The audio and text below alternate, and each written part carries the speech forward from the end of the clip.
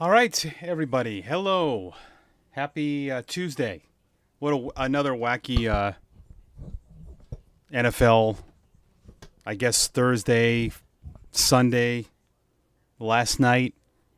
The big thing is the injuries to number one wide receivers. So if you I saw a fantasy team in my league. Let me bring up my I'll show you my season-long teams before we get into the DraftKings. Still like doing season-long. I like this team even though I lost this week. Lamar, Diggs, Rice, Taylor, Barkley, Pitts. Williams was my keeper in the 10th round. We get to keep one. Ridley, Eckler, Goddard, Charbonneau, Lazard. I like that. A lot of depth. This is a 16 team that I'm actually 2-0 in. I have St. Brown, but I just swung for a lot of upside. But let me show you my man Dennis. Welcome to the chat as well.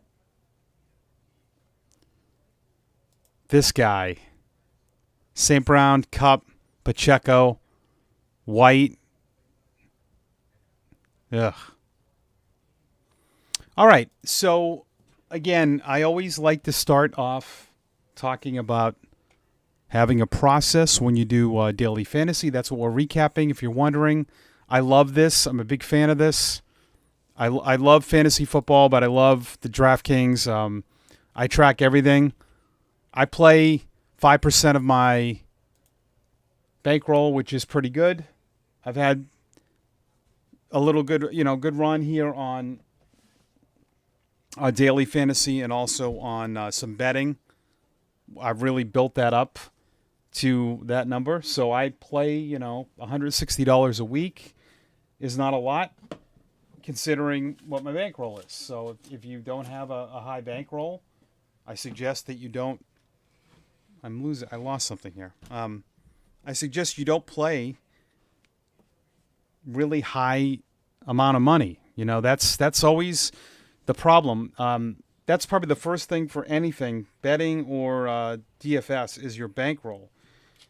You shouldn't be betting more than 3% maybe of your bankroll, because if you bet every night, there's a difference between DFS and daily betting. NFL is once a week, so I can afford.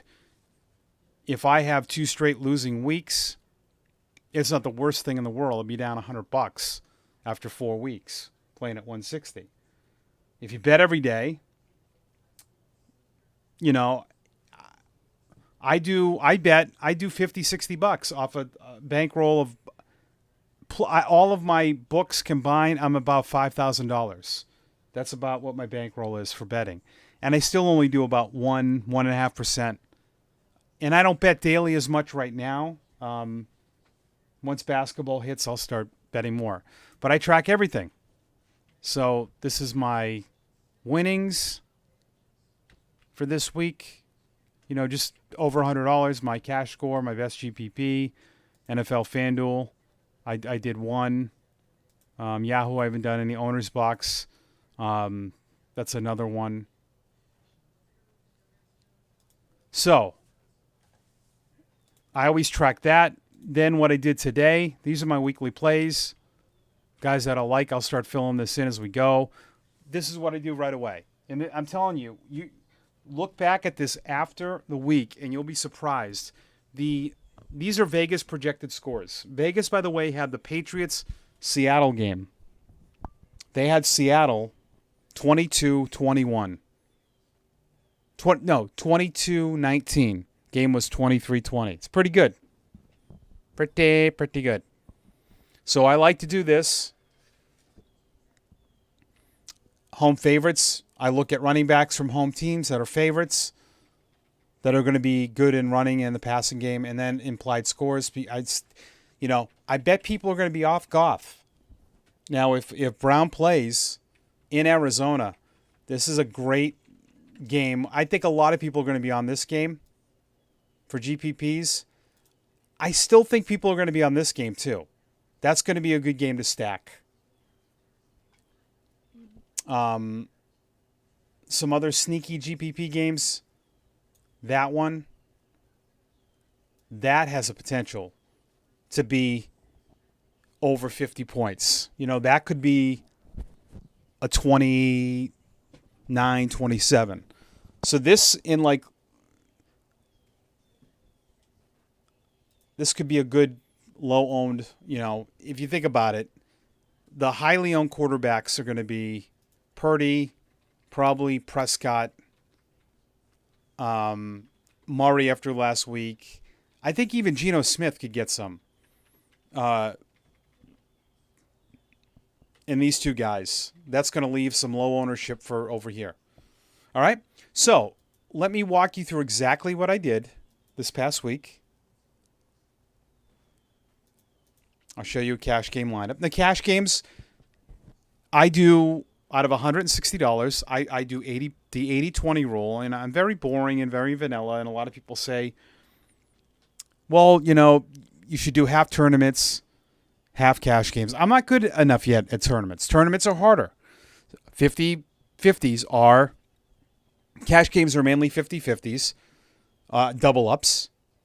So you finish in the top 50, you win. So I like those. But I also do head-to-heads, which are 50-50s. But also my cash game lineups, I put into 3 players, and winner takes all, and I won all these 3 players. 5 players, top 2. So still 40%, not 50. Did okay in these. Second there, didn't win these, second there. Then I put my cash game lineup into a dollar contest. These are tournaments. I play 200... small tournaments. This is 237 people. I play about 9 of these, just because it's a smaller field and you don't need as high score to cash. And then I do smaller field GPPs, 2,450 entries. I didn't place in this. I didn't do well in this one at all.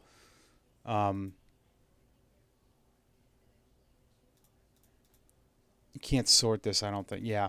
And then I did a $12.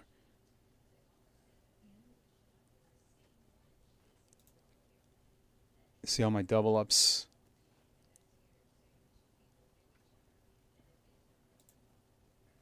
Where's that $12? Okay, I did a $5 contest. This is 237 people. So my GPPs are small that I play in.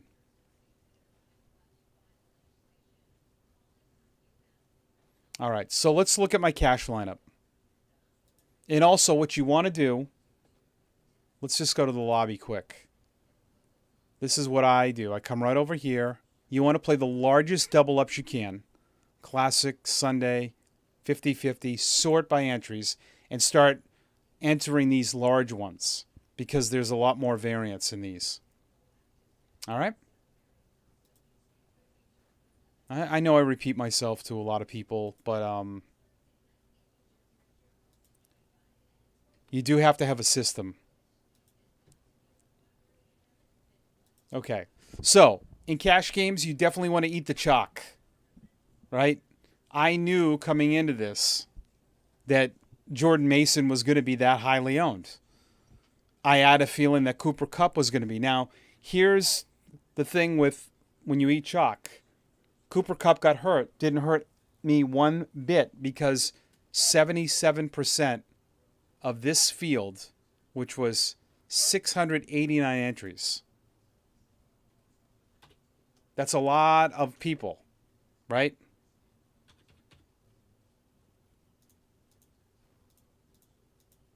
$523 people. 523. It pays 300 positions. 523 had him, and about 600, almost 600, had him. So you eat the chalk. This lineup's not that chalky for cash games, but I had my locks. Okay? Jaden Daniels was easy. Not a great game. And actually 30% is not that high owned.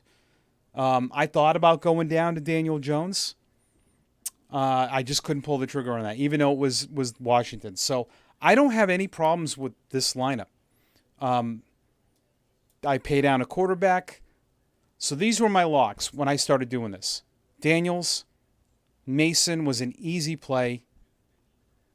Cup, and for me, the Packers defense. I am surprised that this was about 5% owned. So that's about what? If you do 10%, that would have been 68 people. 34 people owned the Packers defense. The Packers defense is at home against an Indy team that I don't think is a great offense right now. And Green Bay did okay on the road, despite giving up a lot of points. They got sacks, 2 interceptions. They had 3 interceptions in this game. I did not think Indianapolis was going to score a lot of points. It's a home game and a really cheap defense. That's what I look for. And that worked out. Where I struggled was the other running backs. And I like to put my running backs in before I do my receivers. So I had Kupp. Then I really locked in on Charbonnet. And I figured at 5,800, even though he's on the road, he's a 3-point favorite. He's the only dog in the backfield. And not a great game. The touchdown scored me. And then I was really back and forth between J.K. Dobbins, which I should have played realistically, and Henry. That changes all of this. Okay? So I could have gone down 1,500. If I would have gone Dobbins, I probably would have gone up to Brown, and I probably would have kept Godwin. And I would have scored a lot more points. I don't know how many more points.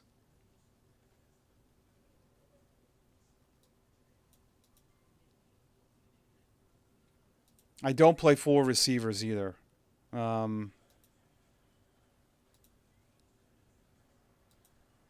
did not like playing Kyron Williams, multiple Rams, because I really don't trust them. And I faded Hall, which probably wasn't the smartest thing to do.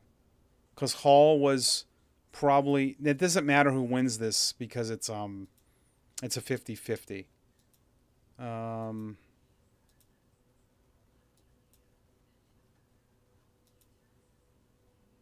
So Dobbins had 23. If I go to my team and I paid down, I would have had 7 more points. And I probably would have came off of Rice. So this lineup would have got about 150. Which I would have finished, look at that. Doesn't matter. But I go from, and other things that would have mattered. So what I really thought, now, as I think about it again, the thing with Derrick Henry on DraftKings is that DraftKings is a point per reception. So Derrick Henry's more of a GPP play because, what's up, bud? The reason he's more of a tournament play is he's more touchdown dependent because look at 1 reception. Now you could say the same thing about Jordan Mason, but Mason is priced at $5,200 and the ownership is through the roof. So you want plays that are going to, you hope for the price they're going to get a lot of touches and targets. Derrick Henry's never going to get a lot of, he's a better FanDuel play when they do half a point, but he's not a great DraftKings play. But I thought at home against the Raiders in an 8-point favorite, I thought he had 2 to 3 touchdown potential. That was what I thought. It's probably not the right thing to do in cash games because cash games you want safer plays. You shouldn't play someone hoping for 2 to 3 touchdowns. And really, because at 6,700, this isn't bad, but you need 100 and a touchdown.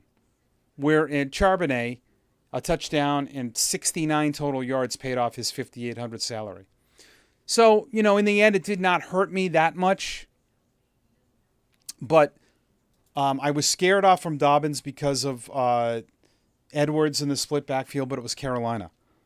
And the price was 5,200. So basically, Henry and Dobbins were almost the same type of player going into Sunday. And you could get one for 5,200. But at the end of the day, I got locked in on him. And then I had to get somebody from the Chiefs. Rice gets a lot of targets. And then Godwin at 6,000 for the targets. And then I plugged in a cheap tight end. And that's how the cash game was born. On the tournament side, I made a bunch of lineups. Let's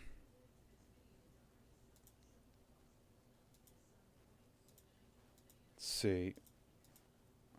168.74 was my best. It was a Kyler Murray lineup, which I was all over.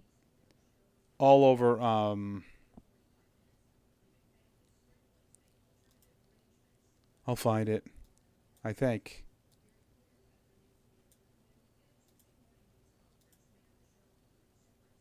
Huh.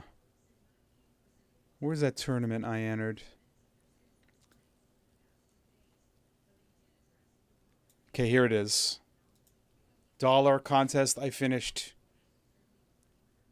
8th in this. Top pays $40. It's $1 to get in, but I was in the top 10. Marvin Harrison Jr. was the easiest play in tournaments. Easiest. If you saw the highlights from the week before, he was wide open at the end of the game, but he's still a good player. And this was a 1-point spread with a lot of points. So you have to think, if you like the quarterback, which a lot of people did, a lot of people like Kyler Murray in this, who did you think he was going to throw a lot of touchdowns to? McBride, Wilson, who else do they got? It's not really a murderer's row. Now, Connor's a good stack because it's different, but this was an easy play for me. And I don't think this is like going off the reservation. This guy's a top, 2-3 pick? And it was one game, and it was in Buffalo, and people were scared off. And this is what I love. I love when the public gets scared off of good players. And there was a lot of that in week 2. Kamara, Jefferson, Adams, that people did not play because of the matchups, but they're studs. So this was an easy play. I did just what it's called the skinny stack.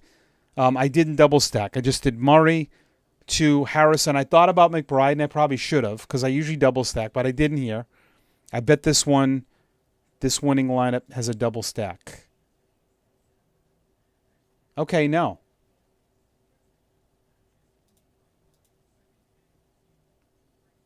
So I went Murray to Harrison, and I ran it back with Kyren Williams.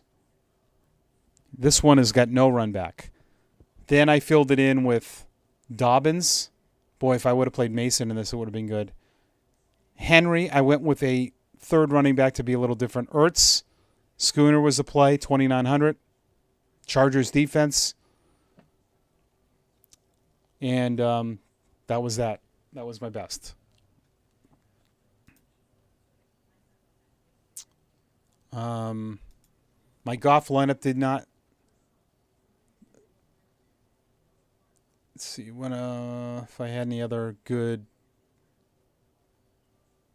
This is, I think, everybody won. This was a bad lineup. This was my first lineup I made. I saw Goff at 6%. He was even lower. Low ownership.